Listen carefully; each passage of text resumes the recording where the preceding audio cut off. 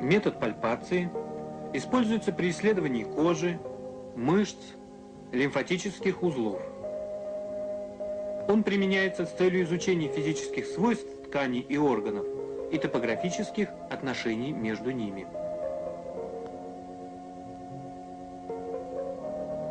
Особенно большое значение пальпация имеет при диагностике некоторых заболеваний органов брюшной полости и сердца.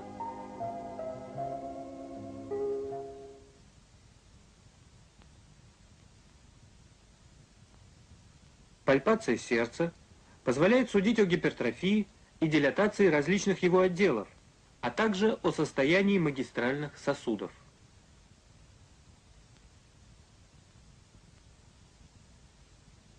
Исследование левого желудочка проводят в области верхушечного толчка. Вдох, выдох, наклон вперед. Вначале ладонью правой руки получают общее, пальпаторное представление о верхушечном толчке, а затем уточняют его локализацию, силу и площадь. Правый желудочек при его гипертрофии и дилатации может быть пропальпирован в области абсолютной тупости сердца, сердечный толчок, и эпигастрии. Вдох, выдох, наклон вперед. Сердечный толчок пальпируется при максимальном выдохе, а эпигастральная пульсация при глубоком вдохе больного. У здорового человека пульсация аорты не определяется. Она может быть выявлена лишь при ее аневризме, во втором межреберье справа от грудины или в еремной вырезке. Для определения диастолического дрожания на верхушке при митральном стенозе исследование проводят в положении больного на левом боку. А систолического дрожания на аорте при ее стенозе в вертикальном и наклоненном вперед положении.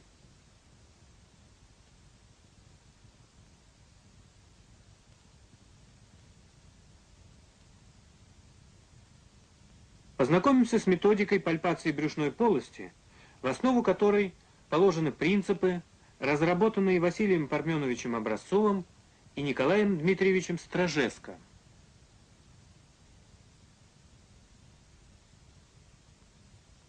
Первый этап пальпации – поверхностная, ориентировочная. Пальпируя симметричные участки живота, врач определяет напряжение брюшной стенки, болезненные области и состояние подкожно-жировой клетчатки.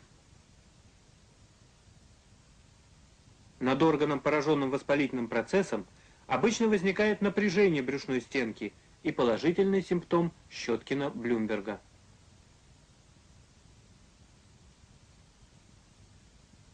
Эта пальпация позволяет определить также расхождение прямых мышц живота. Цель второго этапа – методической, глубокой, скользящей пальпации – определить положение, форму, консистенцию, подвижность и болезненность органов брюшной полости. Глубокую пальпацию необходимо проводить в определенной последовательности, в зависимости от частоты прощупывания органа. Вначале исследуют сигмовидную кишку, затем слепую, поперечно-ободочную, восходящую, нисходящую ободочную кишку и желудок.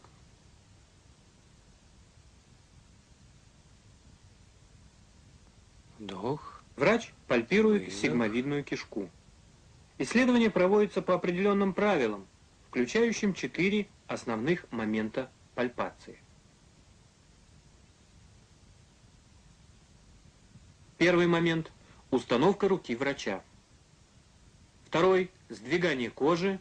Третий момент – погружение руки вглубь живота до ее задней стенки. И четвертый момент – скольжение, собственно, пальпация.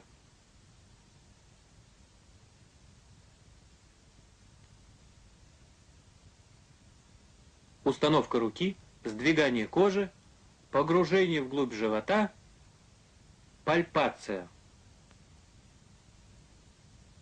Слепая кишка прощупывается по той же методике. Вдох, выдох,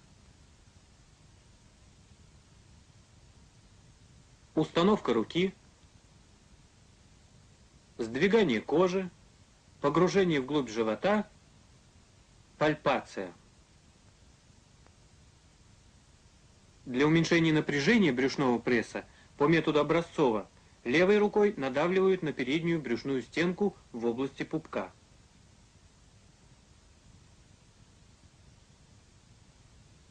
Перед прощупыванием поперечно-ободочной кишки методом перкуторной пальпации находят нижнюю границу желудка.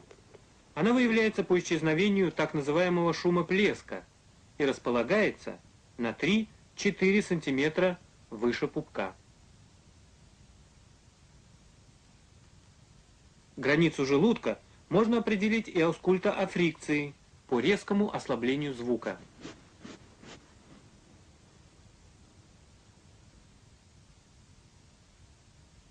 Пальпацию поперечно-ободочной кишки проводят на 2 см ниже найденной ранее границы желудка.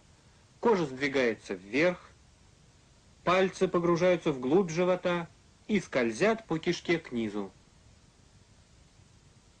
Установка руки, сдвигание кожи, погружение вглубь живота, пальпация. Для прощупывания восходящей ободочной кишки применяется бимануальная пальпация по Василенко. Вдох, выдох. Также пальпируется нисходящая ободочная кишка, установка руки, сдвигание кожи, погружение вглубь живота, пальпация. Желудок пальпируется на уровне найденной ранее нижней границы желудка, по белой линии живота и сбоку от нее. Еще раз. Вдох, выдох.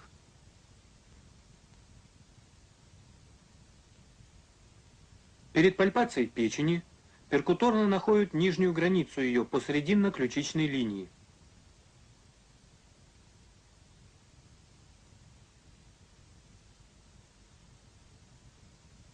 Чтобы ограничить реберное дыхание и увеличить экскурсию диафрагмы, руки больного кладутся на грудь, а левая рука врача охватывает реберную дугу и сдавливает ее.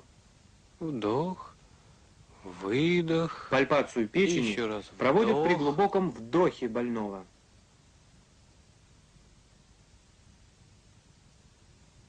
Правая рука сдвигает кожу.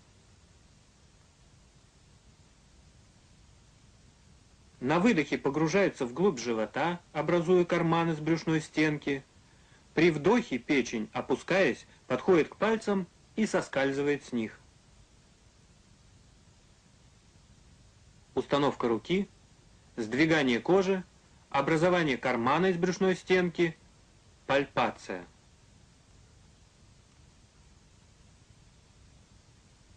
Пальпацию увеличенной селезенки, основанную на том же принципе, проводят в положении больного на спине или правом боку. Установка руки, сдвигание кожи, образование кармана из брюшной стенки, пальпация.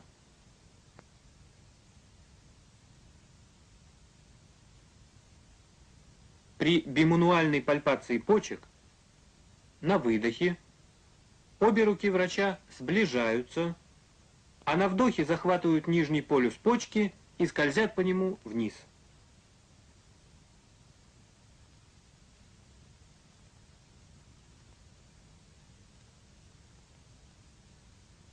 Установка рук врача, сближение их на выдохе, захват нижнего полюса почки и пальпация.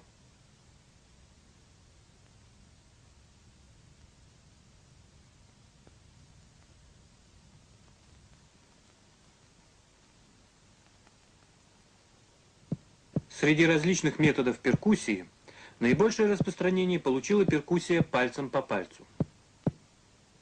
Как известно, плотные органы дают тупой перкуторный звук, а органы, содержащие воздух, пространство Трауба, тимпанический звук. Ясный легочный перкуторный звук отличается от тимпанического более музыкальной окраской. Эталоном ясного легочного звука является подлопаточная и аксиллярная области. При тишайшей перкуссии звуковые волны проникают на 2-2,5 см, при тихой на 3-4 и при громкой на 5-7 см вглубь органа.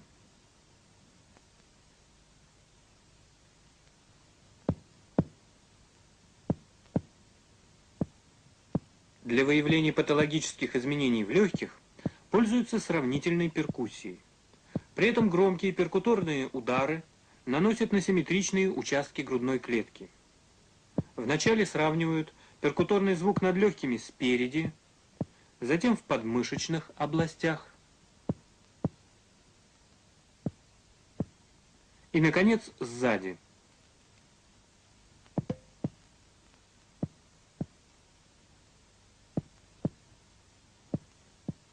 У здорового человека над симметричными участками легких выявляется одинаковый, ясный легочный звук. Тупой или притупленный перкуторный звук над легкими обнаруживается при воспалительном уплотнении доли легкого,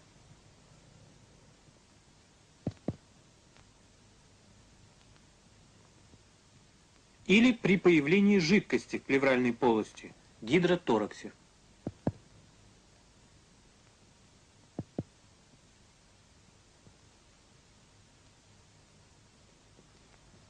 А тимпанический звук при попадании воздуха в полость плевры, пневмотораксе.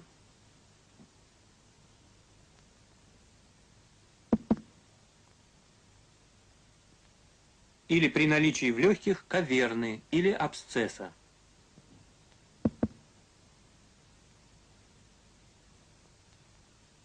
Для определения границ легких пользуются тихой топографической перкуссией.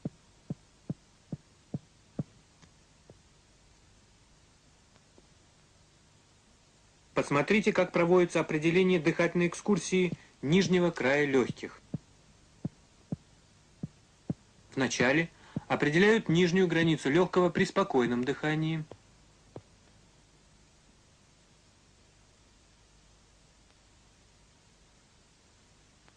Затем при глубоком вдохе.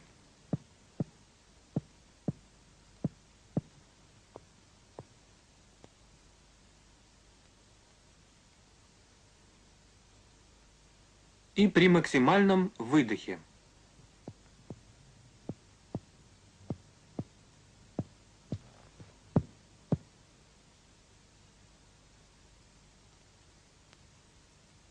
В норме дыхательная экскурсия легких составляет 6-8 сантиметров.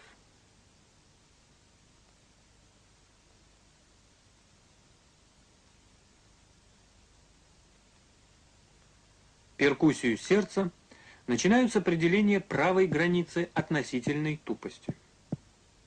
Вначале определяют высоту стояния диафрагмы,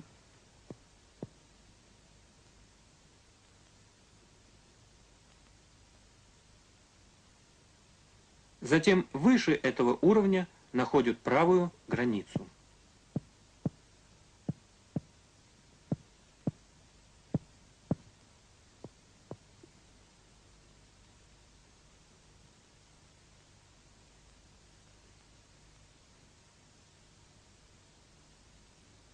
Левая граница сердца определяется при перкуссии в пятом межреберье.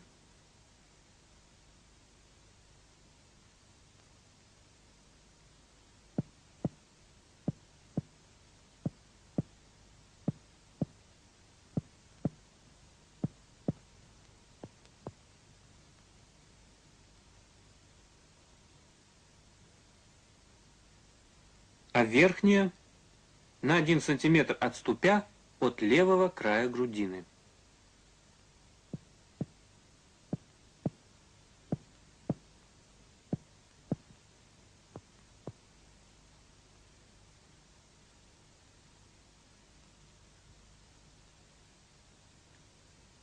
После этого находят границы сосудистого пучка во втором межреберье.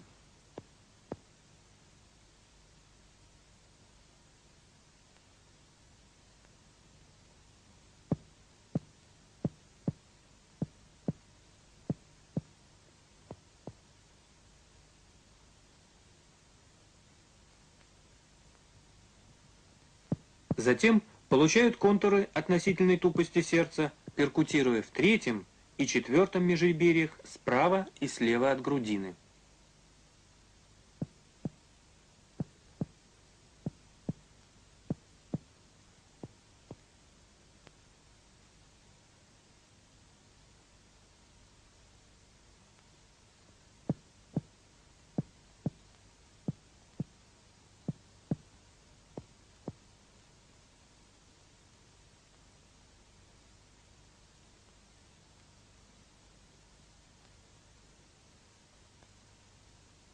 Соединив все точки, получают контуры относительной тупости сердца. Смещение границ вправо свидетельствует о дилатации правого предсердия и желудочка, влево левого желудочка и вверх левого предсердия. Для определения границ абсолютной тупости сердца палец-плесиметр накладывают на точки найденной границы относительной тупости и перкутируют тишайшей перкуссией. Так находят правую, левую и верхнюю границу абсолютной тупости.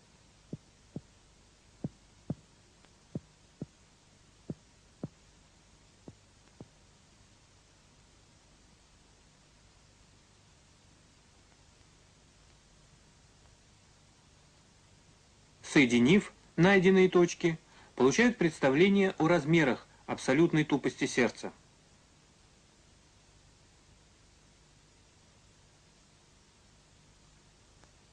Увеличение ее площади наблюдается при дилатации правого желудочка.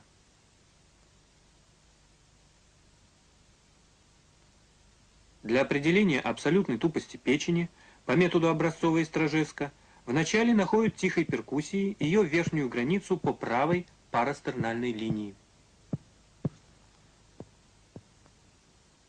В норме она располагается на уровне шестого ребра. Таким же способом определяют верхнюю границу по срединно-ключичной линии, шестое ребро, и передней аксиллярной линии, седьмое ребро. Затем перкутируют нижнюю границу печени по правой парастернальной линии.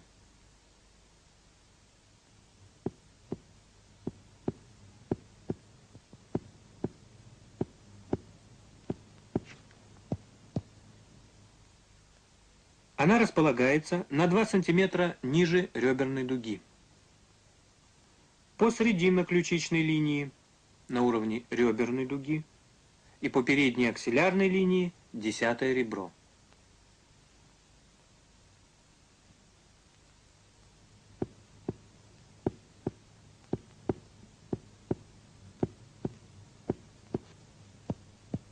По передней срединной линии нижний край печени располагается на границе верхней и средней трети расстояния между пупком и мечевидным отростком. А по левой реберной дуге на уровне левой парастернальной линии.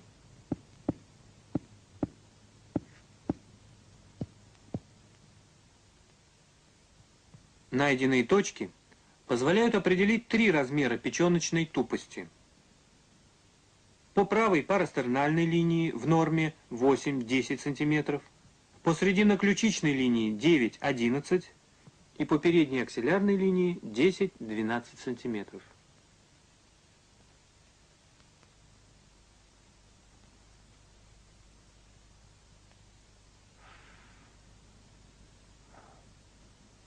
Аускультация является незаменимым методом для диагностики заболеваний легких, сердца, сосудов.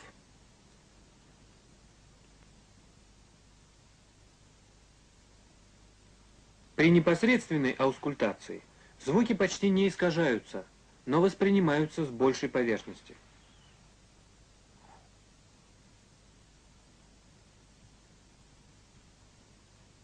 Так называемая посредственная аускультация, предложенная Лайенеком, проводится с помощью стетоскопа,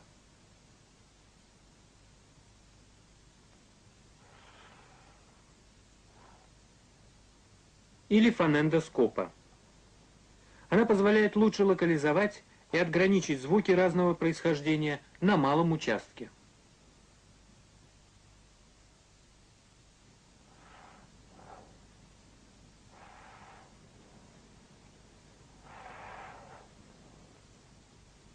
При выслушивании легких прежде всего обращают внимание на характер основных дыхательных шумов. В норме над симметричными участками легких выслушивается везикулярное дыхание, напоминающее звук «ф». Оно возникает во время вдоха и в первую треть выдоха вследствие колебаний альвеолярных стенок.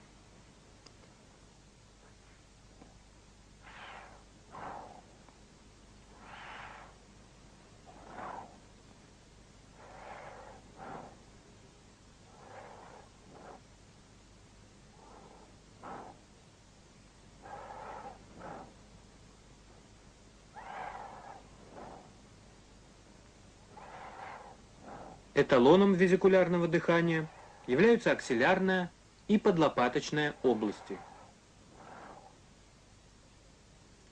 Над гортанью и трахеей выслушивается ларинготрахеальное дыхание, возникающее при прохождении воздуха через голосовую щель. Оно отличается более грубым тембром и напоминает звук «х». Патологическое ослабление везикулярного дыхания наблюдается при скоплении жидкости в плевральной полости.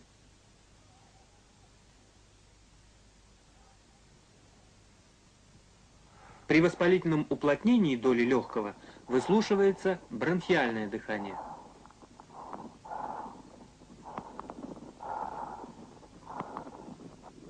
А при наличии каверны или абсцесса – амфорическое дыхание.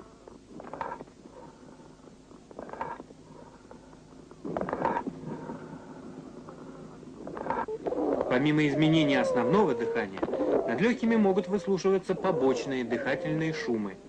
Сейчас вы слышите сухие хрипы у больного во время приступа бронхиальной астмы.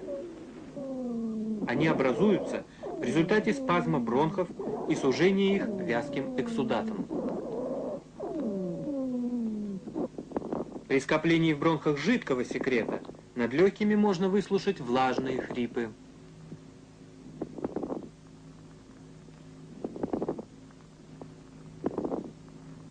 Если небольшое количество жидкого секрета появляется в альвеолах, выслушивается крепитация. Она образуется при разлипании стенок альвеол на высоте вдоха.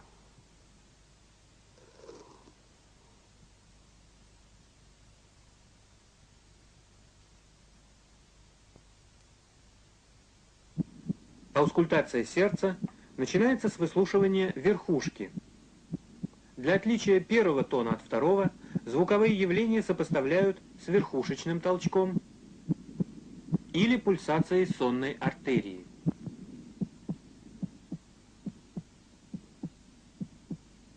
Затем выслушивают аорту, легочную артерию,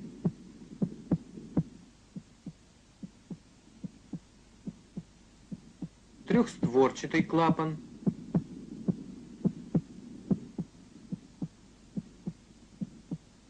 и снова аорту в дополнительной точке Боткина-Эрба. Поражения аортального клапана лучше выявляются при аускультации в вертикальном положении и наклоненном вперед туловище. А патология митрального клапана в положении больного на левом боку.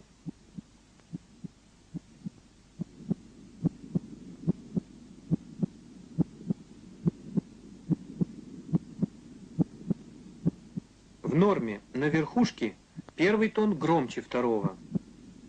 Первый систолический тон состоит из нескольких компонентов. Клапанного, мышечного и сосудистого. Он образуется в результате захлопывания атриовентрикулярных клапанов, напряжения мышц желудочков и вибрации стенок аорты и легочной артерии в начале систолы желудочков. Первый тон второй. Первый тон, второй. В норме у основания сердца второй тон громче первого.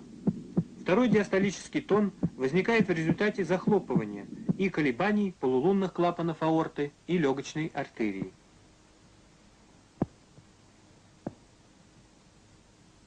Первый тон, второй тон. Первый тон, второй тон.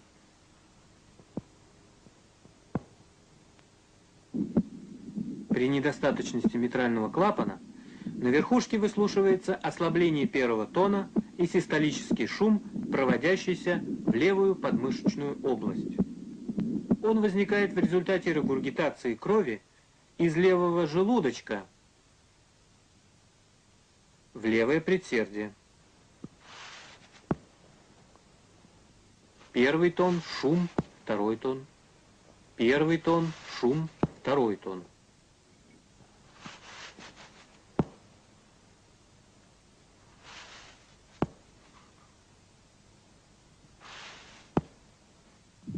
При митральном стенозе на верхушке слышен хлопающий первый тон, щелчок открытия митрального клапана и диастолический шум. Шум возникает в результате затруднения тока крови через суженное левое атриовентрикулярное отверстие.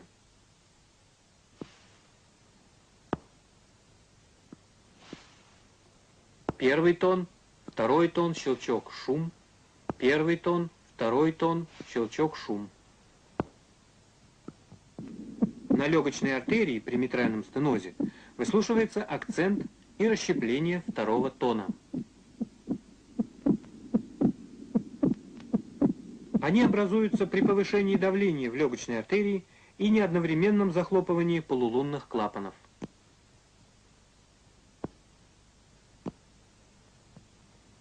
Первый тон, второй тон. Первый, второй.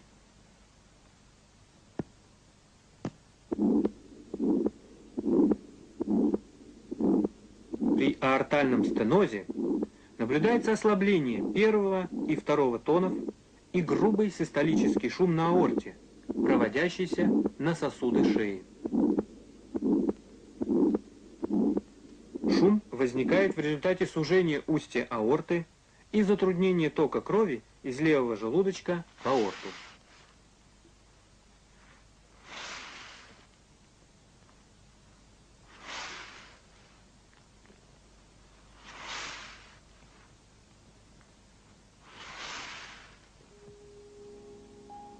Мы продемонстрировали вам некоторые физические методы исследования больного, включающие пальпацию, перкуссию и аускультацию. Несмотря на широкое распространение в клинике инструментальных и лабораторных исследований, эти методы остаются основными в распознавании болезней человека.